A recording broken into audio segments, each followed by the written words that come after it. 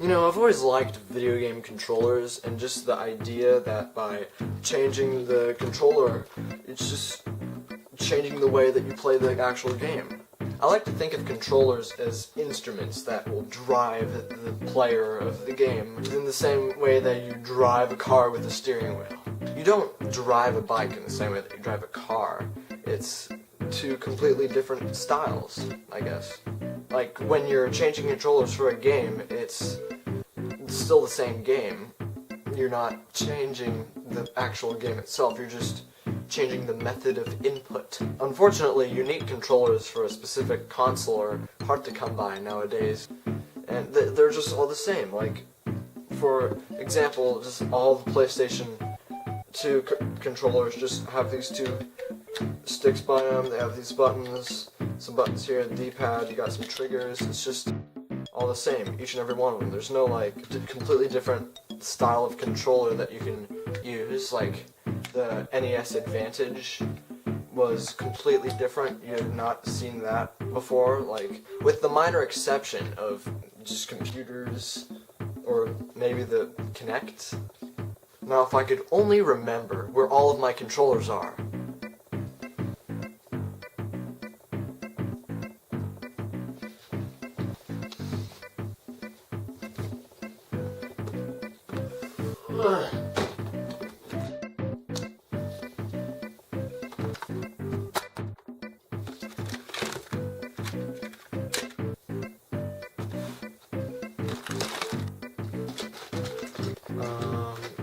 I guess we'll start with this one.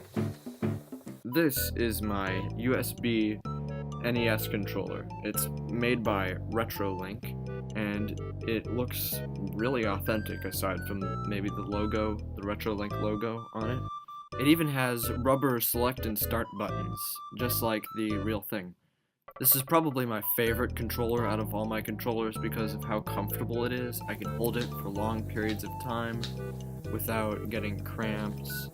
The only thing I don't like about it is that the D-pad gets pushed in all the way, and that might have been something on the original NES controller, but I just don't care for it. Oh yeah, and here's the Super Nintendo version. And of course, here is our Super Nintendo USB controller that I got at the same time. Still made by RetroLink. They make a lot of these retro game controllers. Just like the NES controller, the Super Nintendo controller can work with any game as long as you have appropriate software. Some games might work without software, like maybe an emulator, but for some other games you're going to need a program that will remap the buttons on your controller to keys on the keyboard, or mouse movements. I have one, it's called Joy2Key. It's free and it works really good. Unfortunately, I was only able to get the Super Nintendo controller to work once, and then it just stopped working after that. My computer just keeps saying that it's not recognizing it, or it malfunctioned or whatever. And both of these controllers do not work on Macs. I mean, I imagine that they do because it says so on the box, but I just couldn't get it to work with my MacBook Air, my MacBook Pro, or my MacBook. Ah yes, the Wii gun. I remember this. This came bundled with my Wii, or at least I think it was. I can't remember. It was a long time ago. But anyway, it broke when I tried to put a third-party nunchuck in it, so I had to tape the nunchuck in. There used to be a cover that would cover up the nunchuck in the gun, and now I have to have this nunchuck permanently duct-taped into it. I was trying to look for pictures of this specific gun online, but I couldn't find any. So I have no idea what this is. I don't remember actually owning games that supported this peripheral, but I did use it with Ghostbusters and I played the entire game with it. Even though it can be clunky at some times and just not intended to work with a peripheral, the Ghostbusters Wii game definitely recommend it with the Wii gun because it gives you a more authentic experience with the Proton Pack. Yeah, take that, Ghosts. It's like I'm holding a real Proton Pack.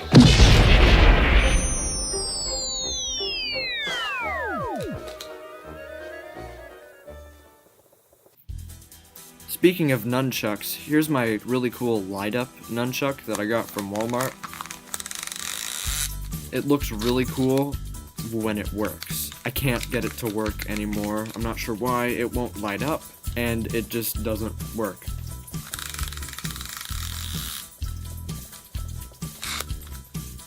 While we're on the topic of nunchucks, I noticed that the nunchuck has a surprising resemblance to the center of the Nintendo 64 controller. Even though I'm probably the last person to notice that, it's still a pretty cool detail. But there's one thing that's just so annoying about nunchucks and anything else that you plug into the Wii Remote. If you plug it in and you're tilting the joystick in any way, it'll calibrate it.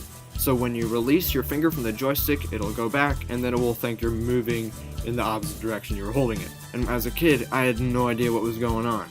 And so I always had to restart the game. I didn't have to, but that's what I thought I had to do.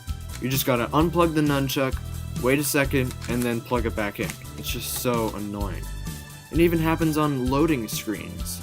Like, I'll be on a loading screen and I'll just be fiddling with the nunchuck joystick as I'm waiting, and then all of a sudden, Mickey's walking backwards. That brings me to my next controller, which happens to be the Wii Classic Pro controller. What a name. From what I know, the Wii Classic controller was just a Super Nintendo controller with 2 joysticks on it, but I don't have that. I have the Wii Classic Pro controller. Couldn't they just call it the Wii Pro controller? I mean, that's basically just what it is. They didn't call the Wii U Pro controller the Wii U Classic Pro controller. Why didn't they just call this one the Wii Pro controller? Because all it is a DualShock controller that you plug into your Wii Remote, and then you can play Virtual Console games and Super Mario All-Stars. I'm not actually sure what else it's compatible with. It's my favorite controller to use for the Wii. I don't like turning the Wii Remote sideways. I like to just plug in the Wii Classic Pro controller because it's essentially just a DualShock controller, so it feels really good in the hands. That's another weird thing about it. You just plug it in to the Wii Remote. It's just kind of awkward having to put the Wii Remote behind you. If you're sitting on a couch, the Wii Remote might just roll off the couch. Why couldn't they have just made it wireless? They could have just put one of those Wii Remote sensors at the front of it, and then you could just use it like a Wii Remote. Just think about that, just using your DualShock controller as the Wii Remote.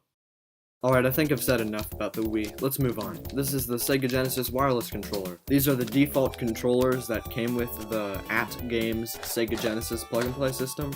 The controllers are really just smaller versions of the 6-button Sega Genesis controller. The D-pad rocks around just like the one on the Wii Remote, and it doesn't push all the way in. That's a plus for me.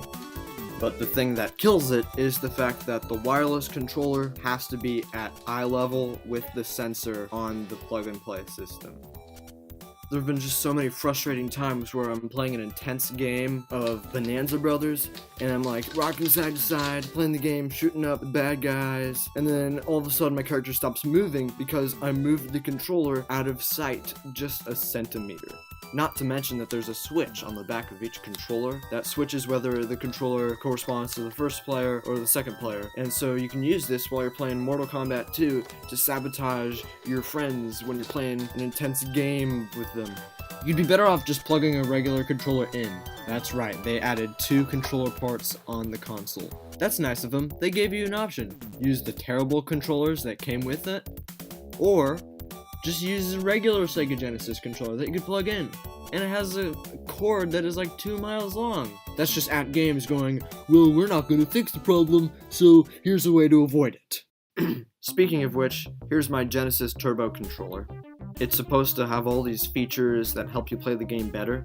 It's just a regular 3-button Genesis controller, but with turbo buttons on it. And also the D-pad takes less effort to move. It barely moves at all. I guess that's for when you need to switch the direction your character's moving quickly or something like that, but I don't care for it. My thumb moves pretty quickly, I don't need any help with that. Oh, and on the back there's a switch for slow mode. The slow switch advertises to make the game slower, but all it does is spam the start button. Yes, the Nintendo 64 controller. Obviously used for the Nintendo 64. You could hold this controller in several different ways. Maybe put your hand in the middle to hold the analog stick, or you can just hold it by the sides like a Super Nintendo controller. Unfortunately, on this specific one, the analog joystick broke and it doesn't go left. And here's our regular DualShock controller, standard stuff. plug it into the computer, just like the RetroLink controllers that I talked about earlier. The only downside is that the D-pad can be really unresponsive at times. You really gotta push to make it work.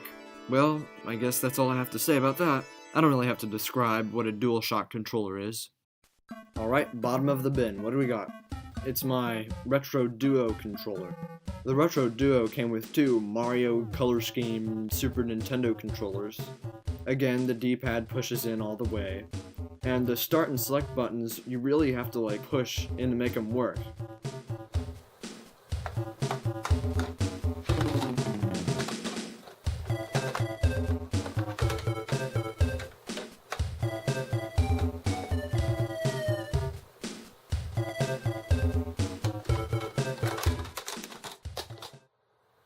Well, that looks like all the significant game controllers that I have. I guess there's nothing else to...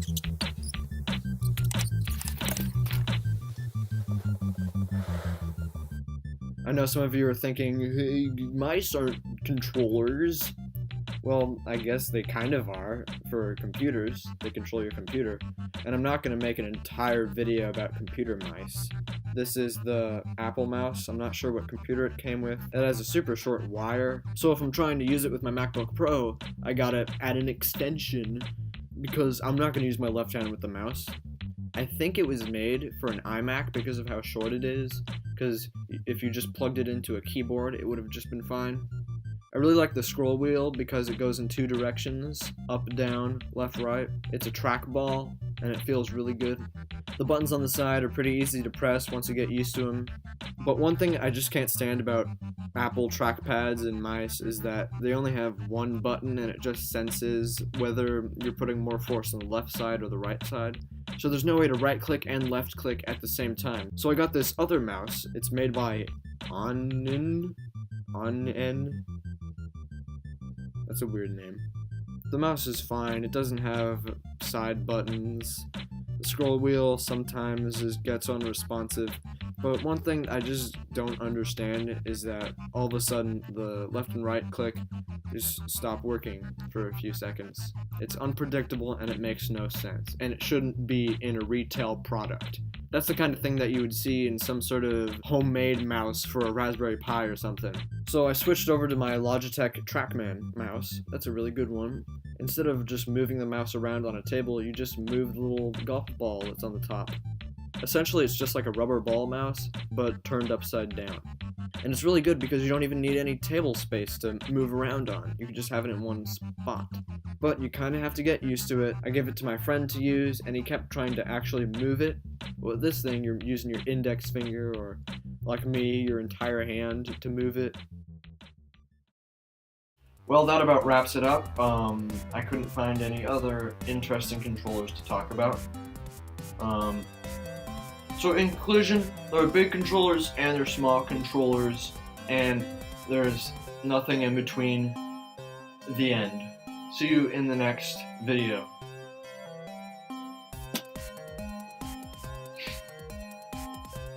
I'm just kidding, I'm right here. I'm just kidding, I'm right here. I wasn't actually anywhere. I tricked you. It was all a joke. I got a camera.